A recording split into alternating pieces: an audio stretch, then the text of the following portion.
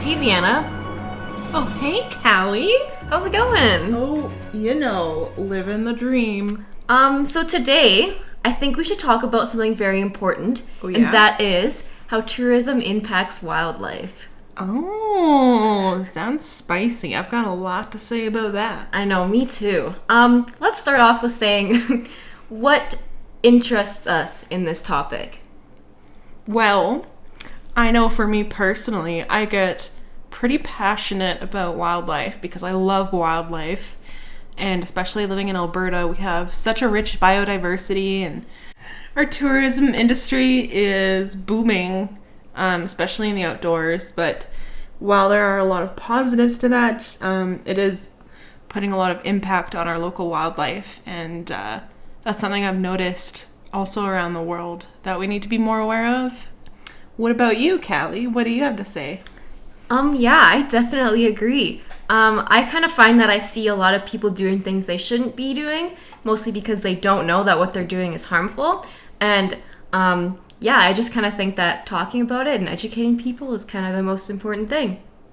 Well, why don't we start with some of the positives? Yeah, Callie? yeah, definitely. I think there's a few positives when it comes to tourist and wildlife interactions. Think if it's in a controlled environment and the animals aren't being harmed or disturbed in any way whatsoever, it can be very educational for humans to see how they interact with other animals and just in the environment. It can also be a way for people to realize that how they could impact wildlife, so it could be very educational for tourists. Yeah, I agree. Aside from that sweet, thick bear booty, I've noticed, when people come to visit, for example, Banff National Park, before they come, they see all these pictures on social media and travel agencies, look at the bears and look at all this, and they kind of think of them as objects, but then when they actually come and see them in person, they can build that connection and build memories with them so that they have more of an incentive to protect them down the line and actually care if, one day our national and provincial parks are more threatened. They'll make that connection where, well, hey, that's where that animal is that I made that memory with that one time I visited Banff National Park, so I want to protect that. So that could be one outlook. Yeah, so that being said, although there are a lot of positives, I kind of think that lately the negatives sort of out-trump the positives. There are a lot of people pulling over on the side of the highways just to stop and look at animals, and you kind of get that group mentality. Once one person gets out of the car, everyone's getting out of the car. And if it's like a more dangerous or bigger animal like a bear or a moose or something and they're getting close to that, people are getting themselves and the animal into trouble. So animals become habituated when humans feed animals and when they leave their garbage around. So, for example, like if you're at a campsite and you start leaving your food everywhere and not putting it away properly, animals are going to start to realize how easy it is to get food, and then they're going to become very dependent on human food and garbage. And then once they don't have easy access to that anymore, they're going to start to become aggressive towards humans because they're not giving that. An example of animals that aren't afraid of humans anymore is the king penguin. So there was a study done on that, and basically they found that the king penguin did not experience any stressors when they were around human disturbances. So over time they had become habituated and used to other people. Basically this can be applied to like any type of wildlife. So like a bear, for example, or a cougar, once it starts to become used to humans, it will feel comfortable being around them, which is not good, especially for like a cougar or a bear, because once those animals are comfortable being around humans, conservation officers will have to deal with that, whether that means putting them into a different environment or having to put them down. Interesting take with the penguins. I haven't heard a ton about that, so it's cool to hear about different things around the world, because I have some examples of some local issues that some of us might be a little more aware of and some of us might be clueless.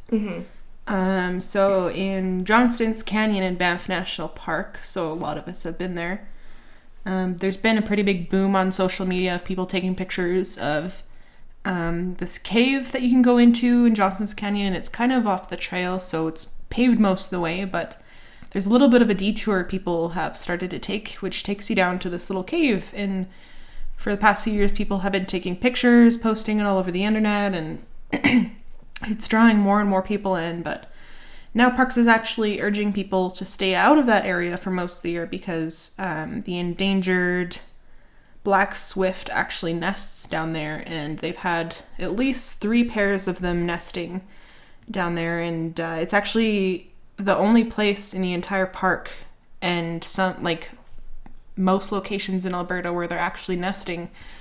And whenever people go down there and take pictures and walk around, it stresses them out, and they don't really want to come back to nest there because they want to feel safe.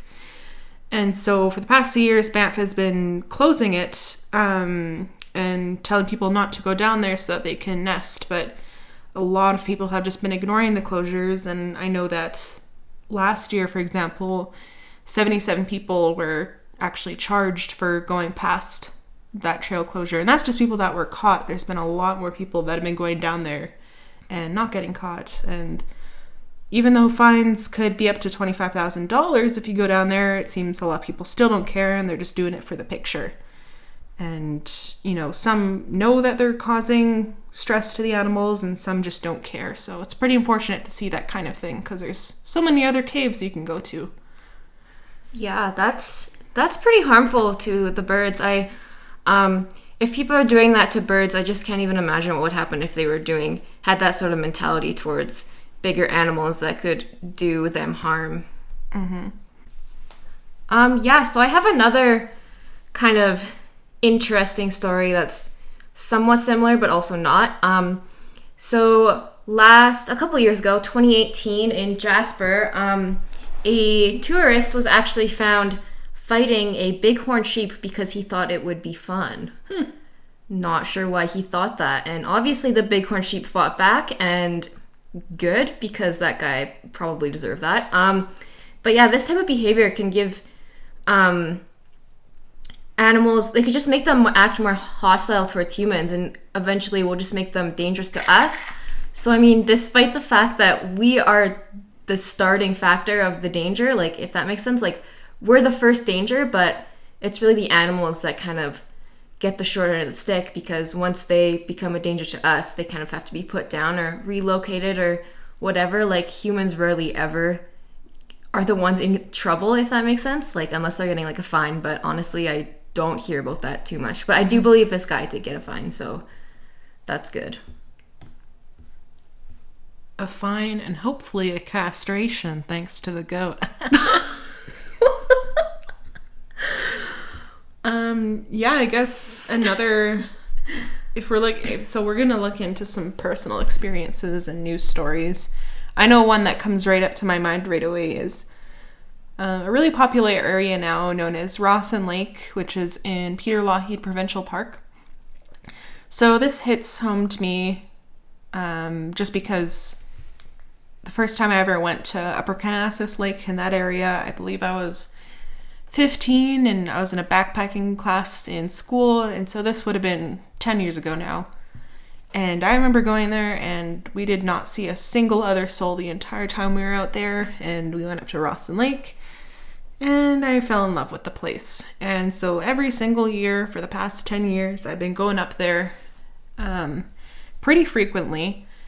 And, you know, it was always a really grizzly bear populated area and lots of flora and fauna and everything. And I had seen a mama and her cubs up there a couple times, but, you know, it was always far away. And if you keep your distance, it's no problem. Unfortunately, the past 2 years, this has been a location that's been exploding on social media. And, you know, influencers are taking pictures there. And honestly, I don't blame them. It's gorgeous there. But the downside is that since there are so many grizzly bears and wildlife living in the area, there's been more human and wildlife interactions. And I know last year, for example, I believe Rawson Lake was closed for like the majority of spring, summer, fall, and it was open for maybe a couple days, because as soon as they would open it up again, someone would go up there, they'd see the mama and her cubs, they'd report it, and then they'd have to close it again. And I actually took a peek at the Alberta Parks Twitter, and just because they have all of their trail closures archived on there that I could look back on, because I remember seeing them all last year, but obviously they take it off the website when it's done. But yeah, it was crazy how much it was closed, and it was unfortunate to see because with lower numbers of visitors, it doesn't stress out the wildlife as much, and they can actually keep those trails open because if people are respectful, keep their distance, and it's not too crowded, then you have that perfect balance. But as soon as there's way too many people going up, then unfortunately it ruins it for everyone, not only the wildlife, but humans as well, because then no one gets to go up and see it. And I use Rawson Lake as an example, but honestly, it's happening everywhere. Places like Chester Lake and Elbow Lake, all that good stuff. It's all getting way too busy.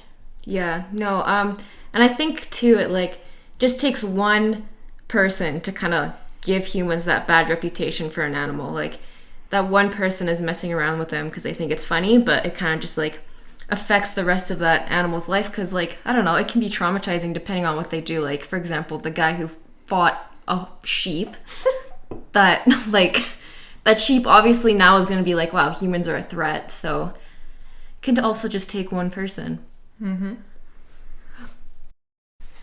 So although our topic is technically tourism's impact on wildlife, it's pretty clear that tourists aren't necessarily the only problem when impacting wildlife. So, for example, I'm sure I know me and Callie for sure have seen it, and friends and family I know have seen it, where you go down a hike and you see toilet paper everywhere, you see dog poop everywhere, in bags and out of bags. Yeah. You see orange peels, banana peels.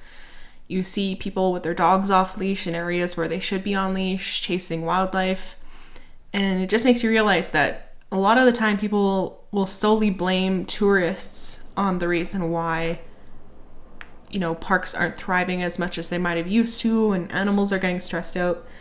But people need to start realizing that it's not just people from foreign countries that are the issue, but sometimes locals are sometimes the most selfish because they think that they're entitled to do whatever they want in the parks. But the reality is, technically, if you live in Calgary and you're going out to Kananaskis or Banff, technically you are a tourist.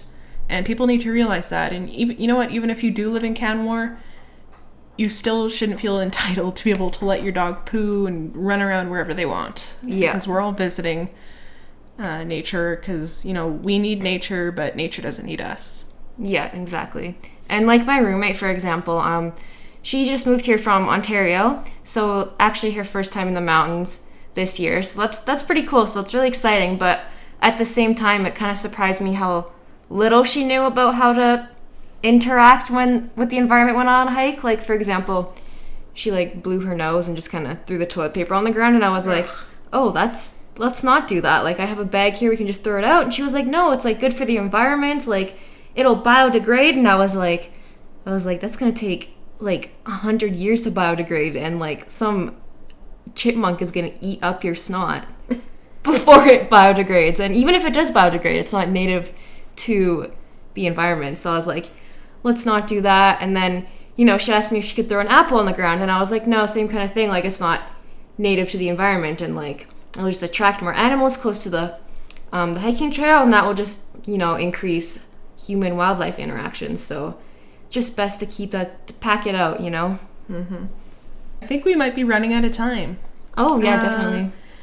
But I guess before we sign off, just some things that we can recommend that everyone, including you, can do to make things a little bit easier for our furry friends in the wild.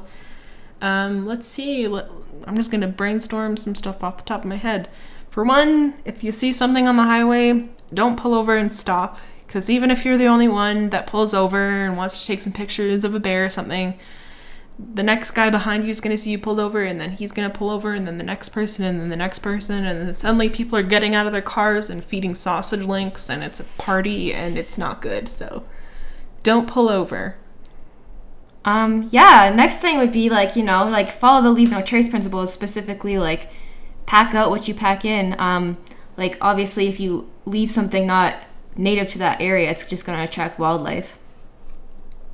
Another one is, it's simple. Before you go out, check websites, check advisories. So, Parks Canada if you're going to a national park, or Alberta Parks if you're going to a provincial park, and they'll tell you if there's any wildlife warnings or closures or restrictions to each area, just so that you can make sure you're always respecting distances and respecting closures, because they're in there for a reason, and the best way to be responsible is just to listen to them. Yeah, I think that pretty much wraps it up. I hope you guys enjoyed listening to our stories about human-wildlife interactions. Bye! Bye!